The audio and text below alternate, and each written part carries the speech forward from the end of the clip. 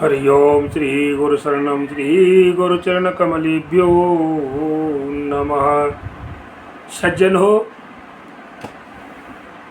संसार में मूर्ख व्यक्ति की क्या पहचान है? आज का शीर्षक कि मूर्ख व्यक्ति की क्या पहचान है। तो इसके लिए सज्जनों, मैं आपको बताना चाहता हूँ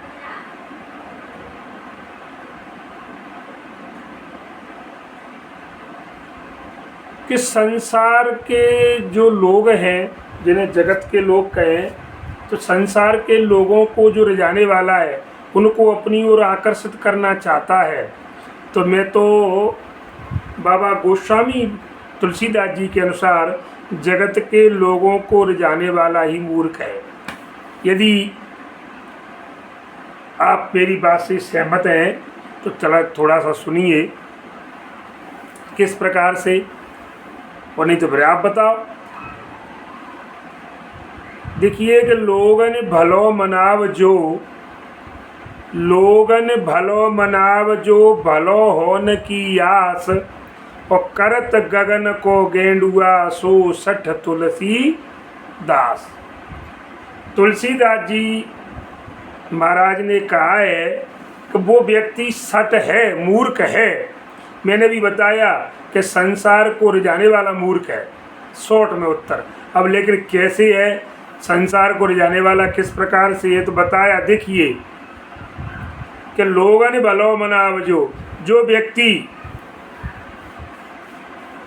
दूसरे के द्वारा, जो आदमी दूसरे के द्वारा अपन भला होने की आशा में, कि मेरा भला हो जाए, ये आशा में जो है और दूसरे लोगों को रिझाता है।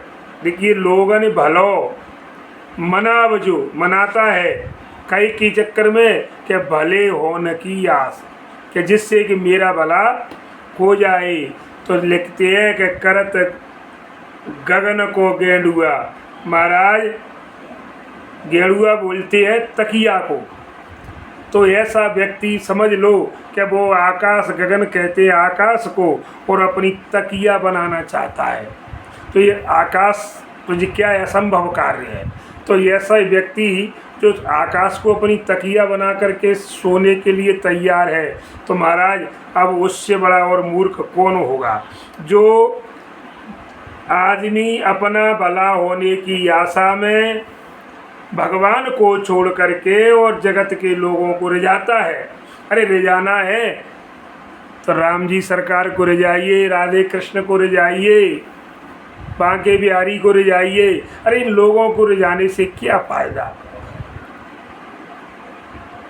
तो सज्जनों, सबसे बड़ा मूर्ख व्यक्ति वही है जो सांसारिक लोगों से अपनी अपेक्षा करता है कि इनसे मेरा भला होगा, ये मेरे फायदे में आएंगे, काम आएंगे, और भगवान को छोड़ करके, परमात्मा को छोड़ करके वो संसार के लोगों को जो रिझाता है, वो सबसे बड़ा मूर्ख है। वो व्यक्ति किसके समान बताया? जैसे कोई व्यक्ति आकाश को अपना जो है तकिया बनाना चाहता हो, ऐसे ही भगवान को छोड़कर सांसारिक लोगों को जो अपना बनाने के लाभ के चक्कर में उनको अपनाता है, समझ लो निरा मूर्ख है। एक बात। दूसरी बात सज्जनों, कि अपजस जोग के जान की, जिसकी दूसरा उदाहरण दे रहे हैं बाबा गोस्वामी जी किस प्रकार से, कि अपजस योग के जान की, और मन चोरी की कान, तुलसी लोग रिझाए वो, तो करस काते वो नान, सीताराम मंगल भवन अमंगलहारी। देखिए, अच्छा एक बात बताइए, अपजस योग के जानकी, क्या जानकी जी को अपयश की योग्य थी? जानकी जी, जानकी जी को जब लोगों ने उल्टा सीधा अनर्गल वार्तालाप किया, तब जाकर के राम जी ने और सीता माता को वनवास दिया। लोगों के कहने पर। तो आपको एक विचार करिए कि जानकी जी अपयस के योग्य थी। अपजस योग के जानकी और मन चोरी की कान। और क्या भगवान श्री कृष्ण ने मणि की चोरी की थी? जो आपको पता होना चाहिए, श्रीमद् भागवत की कथा है महाराज, जा कर के और जामवंत जी से लेकर के आए थे। तो क्या ऐसा हुआ तो नहीं था? न तो श्री कृष्ण ने चोरी की और ना ही माता जानकी जी अपयस की योग्य थी, कदापि नहीं। लेकिन बाबा तुलसी कहते हैं कि तुलसी लोग रिझाए वो कर से काते वो कीन। लेकिन सज्जनों, संसार में सब लोगों को प्रसन्न करना उतना ही कठिन होता है। कितना? जितना कि जोर से खींचकर, जो बारीक सूत होता है, बिल्कुल सूत को जोर से खींच करके फिर उसको काटना, उसका सूत बनाना, रस्सी बनाने के लिए तैयार करना।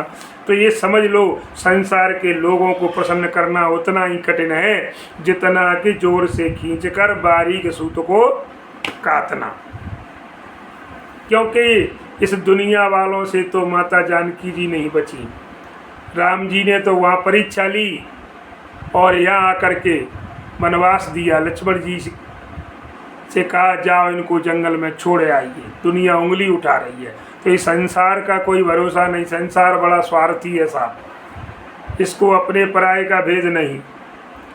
इसलिए सज्जनों, तुलसी जुप गुमान को हो तो कछु उपाय, तो कि जानकी जान जिय परिहर तीव्र रघुराय।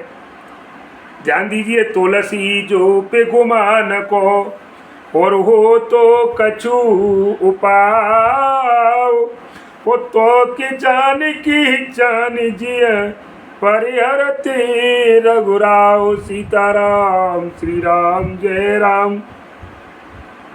देखिए, तुलसीदास जी ने बिल्कुल क्लियर कहा महाराज कि यदि लोगों के संदेह को दूर करने का उपाय अगर श्री राम जी सरकार पर कुछ होता, लिख रहे हैं वो तो कछु उपाय।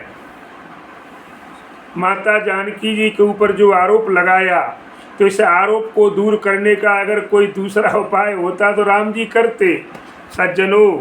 लेकिन फिर भी क्या किया कि तो कि जानकी जान जिय परे हरे तेवर।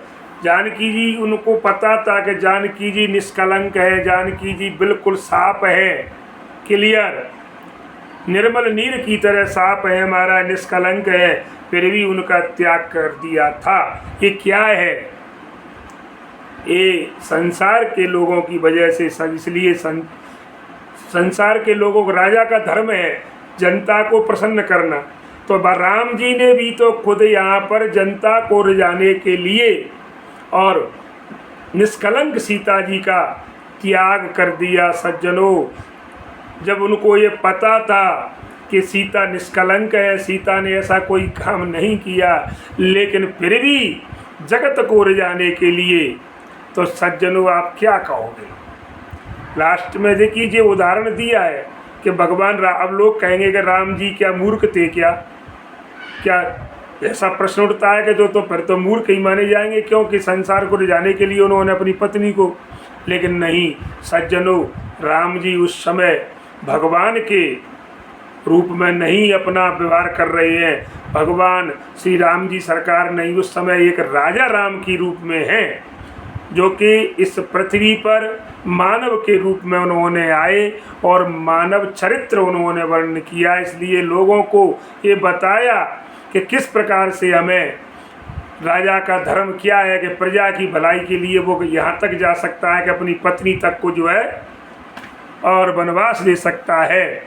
लेकिन तो आप ये शंका नहीं करना चाहिए कि राम जी को कहना यहाँ पर मूर्ख है, क्योंकि मैंने प्रसंग में आपको बताया कि जगत के लोगों को रिझाने वाला व्यक्ति मूर्ख कहा, तो यहाँ राम जी ने भी तो जगत के लोगों को रिझाया, अपने प्रजा को, और जानकी जी को त्यागा।